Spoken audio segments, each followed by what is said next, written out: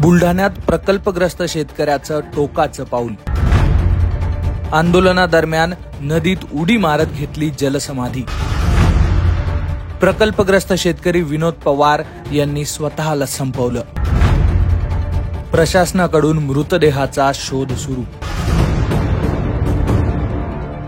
15 ऑगस्टचा दिवस देशभर एकीकडे स्वातंत्र्याचा उत्सव साजरा केला जात होता, तर दुसरीकडे बुलढाण्यातल्या शेतकऱ्यांचा आंदोलनाचा पवित्रा होता। शासकीय अधिकारी कर्मचारी कडक इस्त्रीचे कपडे घालून झेंड्याला सलामी देत होते, तर त्याच वेळी त्या प्रशासनाकडे मागण्या पूर्ण होईनात म्हणून शेतकऱ्यांनी थेट नदीत उडी घेऊन आपलं जीवन संपवलं होतं। घडलं असं की बुलढाण्यातल्या जिगाव धरण प्रकल्पात जमीन गेलेल्या शेतकऱ्यांकडून मोबदल्याची मागणी केली जाते। कित्येक दिवसांपासून योग्य मोबदला मिळत नाहीये, पुनर्वसन होत नाहीये, म्हणून कंटाळलेल्या शेतकऱ्यांनी आंदोलनाचा इशारा दिला। ऐन 15 ऑगस्टचा दिवस असल्यानं बरेचसे प्रशासकीय अधिकारी, पोलीस कर्मचारी ध्वजारोहणाच्या सोहळ्यात व्यस्त होते, तर दुसरीकडे शेतकरी भूमिकेवर ठाम होते। प्रकल्पग्रस्त शेतकऱ्यांनी 15 ऑगस्टच्या दिवशीच जलसमाधी घेण्याचा इशारा दिला होता। त्याप्रमाणे बुलढाण्यातल्या जळगाव जामोद तालुक्यातले शेतकरी जलसमाधी आंदोलनासाठी थेट आढळ गावाजवळच्या पूर्णा नदीवर पोहोचले। इथं शेतकऱ्यांनी जलसमाधी आंदोलन सुरू केलं। या आंदोलनादरम्यानच तिथं उपस्थित अधिकाऱ्यांसमोर शेतकरी विनोद पवार यांनी थेट नदीत उडी घेतली आणि जलसमाधी घेतली।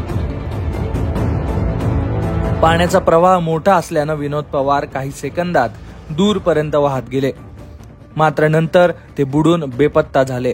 त्यांनी उडी घेतल्यानंतर प्रशासन हादरलं आणि शोधाशोध सुरू झाली।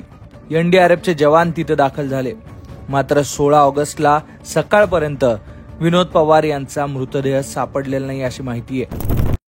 आमची 1 महिन्या अगोदर आम्ही निवेदन दिलं होतं की करणवाडीपासून आनंदपूर शिवारातून जो जिगाव प्रकल्पावर जाणारा रस्ता आहे तो रस्ता मंजूर करण्यात यावा, परंतु प्रशासनाने 1 महिना तर त्याच्यावर काहीच केलं नाही। त्याच्यानंतर 15 ऑगस्टच्या 2 दिवस 13 वर्ष असं एक पत्र दिलं की या रस्त्यावर स्थगिती आणा। मुळात रस्त्यासाठीच आमचा लढा आहे। 2018 पासून ऑलरेडी तो रस्ता स्थगित आहे आणि परत स्थगितीचं पत्र देऊन पूर्ण गावाला मुक्काम काढण्याचा हा विषय होता। त्यासाठी कालही आज 14 ऑगस्टलाही काही चर्चा झाली, परंतु त्यात काही निष्पन्न झालं नाही। म्हणून आज पूर्ण गाव, महिला, लहान मुलं सगळं आम्ही आज इथं आलेलो आहे।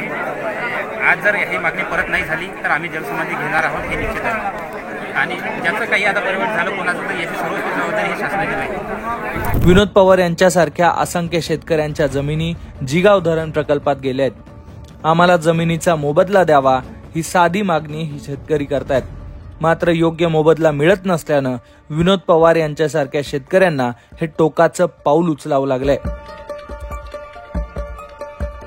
विरोधी पक्षातल्या सुषमा अंधारे, जितेंद्र आव्हाड यांनी या घटनेबद्दल खंत व्यक्त करत सरकारवर निशाणा साधलाय। बुलढाण्यात घडलेली ही घटना अत्यंत दुर्दैवी आहे। सरकार अशा हजारो विनोद पवार यांच्या थडग्यावर उभं आहे, हे निर्दयी सरकार आहे असं म्हणत विरोधकांनी टीका केली आहे। बुलढाण्यात ऐन 15 ऑगस्टचा जल्लोष सुरू असताना शेतकऱ्याच्या जलसमाधीची ही चटका लावून जाणारी घटना घडली आहे। जिगाव धरण प्रकल्प हा बुलढाणा जिल्ह्यातल्या नांदुरा तालुक्यात पूर्णा नदीवर बांधला जाणारा सिंचन प्रकल्प आहे। हा प्रकल्प विदर्भातील खारपान पट्ट्यातल्या शेतकऱ्यांसाठी शेती आणि पिण्याच्या पाण्याचा शाश्वत स्रोत उपलब्ध करून देणार असल्याचं म्हटलं जात आहे। यामुळे बुलढाणा आणि अकोला जिल्ह्यातल्या 287 गावातल्या जवळपास 1,16,000 हेक्टर क्षेत्र हे सिंचनाखाली आणण्याचं सरकारचं नियोजन आहे।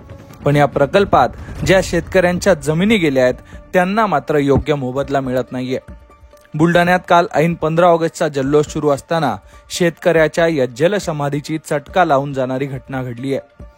त्यामुळे आता तरी सरकारला जाग येणार का असा सवाल उपस्थित होतोय। Sudhir Kakade, bureau report, Lokmat. बुलढाण्यात प्रकल्पग्रस्त शेतकऱ्याचं टोकाचं पाऊल। आंदोलनादरम्यान नदीत उडी मारत घेतली जलसमाधी। प्रकल्पग्रस्त शेतकरी विनोद पवार यांनी स्वतःला संपवलं। प्रशासनाकडून मृतदेहाचा शोध सुरू।